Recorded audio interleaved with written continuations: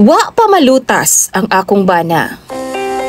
Maayong adlaw kanimo DJ Sam, ingon man sa imuha mga viewers ug followers.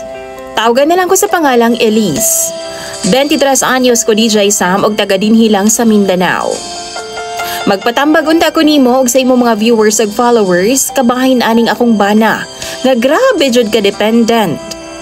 Nag-ila mi aning duha pinaagi sa kauban ako sa trabaho DJ Sam. Kay ang iyahang bana igsuon sa akong nabana karon. DJ Sam, nakaagi na pud ko og minyo. 40 anyos kapi na to ang akong naipon pud before. Sa laktod nga pagkaistorya DJ Sam, kini akong nabana pud karon 22 anyos pa lang. Usa lang gud ka tuig ang labaw nako, pero murag wa pa gyud naluta sa iyang ginikanan. Kapos kaayo mi karon DJ Sam.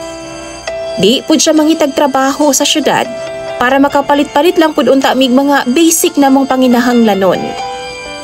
Iyang ginikanan DJ Sam, iya pong gibuhi. Mao nang naglibog na kaayo ko og angay ba nako siyang biyaan? Kaya nga ko ang ginikanan naman good ang nagprovide karon sa mga basic needs sa among anak. Mahal kaayo nako ang akong bana. Pero ang problema, di gyud nako gusto ang among sitwasyon karon. Mao nang mga ikog tambag sa imong mga viewers ug followers. Unsa bay dapat na akong buhaton?